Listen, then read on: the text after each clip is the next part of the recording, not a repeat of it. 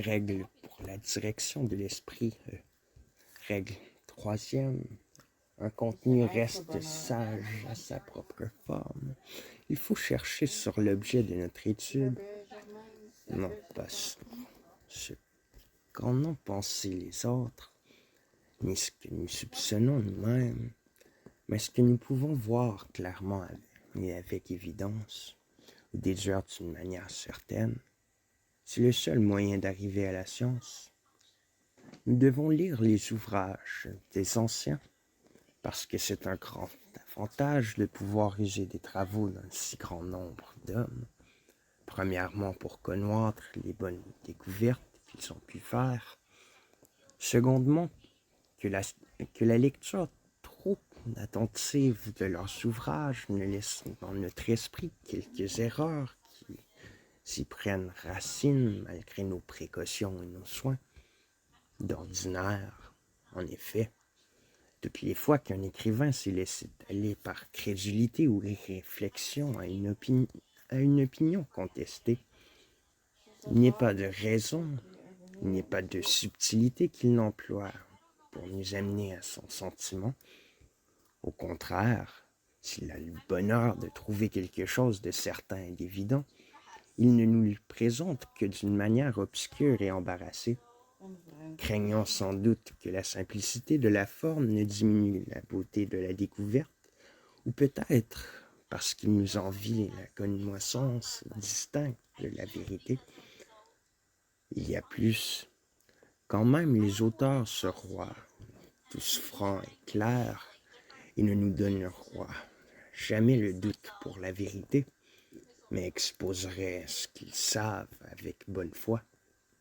Comme il est à peine une chose avancée par l'un dont on ne puisse trouver le contraire soutenu par l'autre, nous serions toujours dans l'incertitude auquel les deux ajoutaient foi. Et il ne nous servira de rien de compter les suffrages pour suivre l'opinion qui a pour elle le plus grand nombre. En effet, s'agit-il d'une question difficile?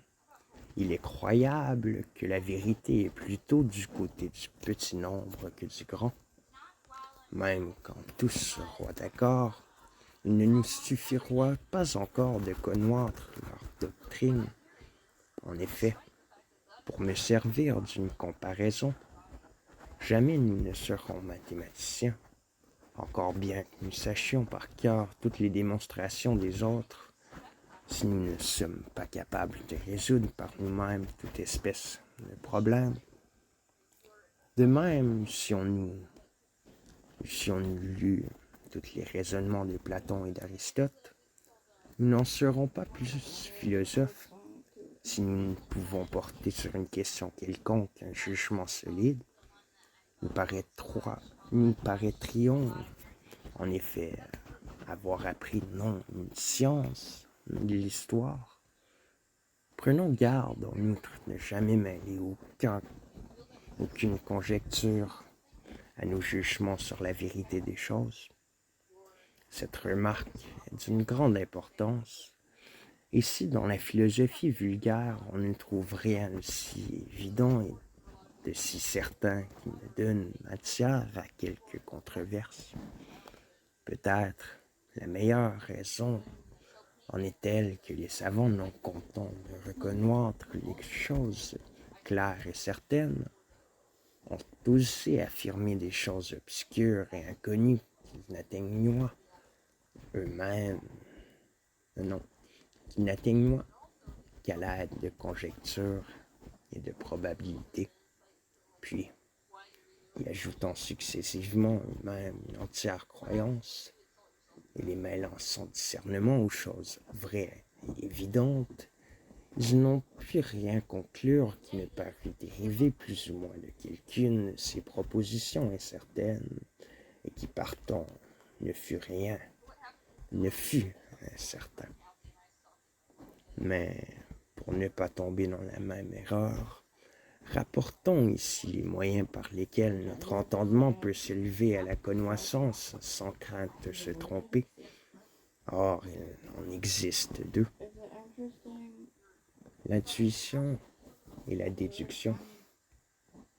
Par intuition, j'entends non le témoignage variable des sens, ni le jugement trompeur de l'imagination naturellement désordonnée, mais la conception d'un esprit attentif, si distincte et si claire, qu'il ne lui reste aucun doute sur ce qu'il comprend, ou ce qui revient au même, la conception évidente d'un esprit sain et attentif, conception du nez, de la seule lumière de la raison, et est plus sûre parce qu'il est plus simple que la déduction elle-même, qui cependant, comme je l'ai dit plus haut, ne peut manquer d'être bien faite par l'homme. C'est ainsi que chacun peut voir intuitivement qu'il existe, qu'il pense qu'un triangle est terminé par 3 lignes, ni plus ni moins, qu'un globe n'a qu'une surface, et tant d'autres choses qui sont en plus grand nombre qu'on ne pense communément, parce qu'on dédaigne de faire attention à des choses si faciles. Mais de peur qu'on ne soit troublé par l'emploi nouveau du mot intuition et de quelques autres que dans la suite je serais obligé d'employer dans un sens détourné de l'acception vulgaire, je veux avertir ici en général que je m'inquiète peu du sens que dans ces derniers temps l'école a donné au mot. Il sera très difficile, en effet, de se servir des mêmes termes pour représenter des idées toutes différentes, mais que je considère seulement quel sens ils ont en latin, afin que toutes les fois que l'expression propre me manque, j'emploie la métaphore qui me paroît la plus convenable pour rendre ma pensée. Or, cette évidence et cette certitude de l'intuition doit se retrouver non seulement dans une énonciation quelconque, mais dans tout raisonnement. Ainsi, quand on dit 2 et 2 font la même chose que 3 et 1, il ne faut pas seulement voir par l'intuition que 2 et 2 égale 4 et que 3 et 1 égale 4. Il faut encore voir que de ces deux propositions, il est nécessaire de conclure cette troisième, savoir qu'elles sont égales. On pourra peut-être se demander pourquoi à l'intuition nous ajoutons cette autre manière de connaître par déduction, c'est-à-dire par l'opération qui d'une chose dont nous avons la connaissance certaine, sur des conséquences qui s'en déduisent nécessairement. Mais nous avons dû admettre ce nouveau mode, car il est un grand nombre de choses qui, sans être évidentes par elles-mêmes, portent cependant le caractère de la certitude, pourvu qu'elles soient déduites de principes vrais et incontestés par un mouvement continuel et non interrompu de la pensée, avec une intuition distincte de chaque chose, tout de même que nous savons que le dernier anneau d'une longue chaîne tient au premier. Encore que nous puissions embrasser d'un coup d'œil les anneaux intermédiaires, pourvu qu'après les avoir parcourus successivement, nous nous rappelions que, depuis le premier jusqu'au dernier, tous se tiennent entre eux.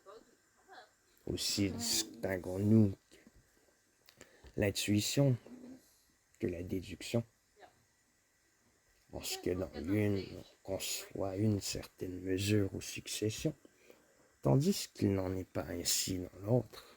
En outre, que la déduction n'a pas besoin d'une évidence présente comme l'intuition, mais qu'elle emprunte en quelque sorte toute sa certitude de la mémoire, d'où il suit que l'on peut dire que les premières propositions, dérivées immédiatement des principes, peuvent être, suivant la manière de les considérer, connus tantôt par intuition, tantôt par déduction, tandis que les principes eux-mêmes ne sont connus que par l'intuition et les conséquences éloignées que par déduction. Ce sont là les deux voies les plus sûres pour arriver à la science. L'esprit ne doit pas en admettre davantage.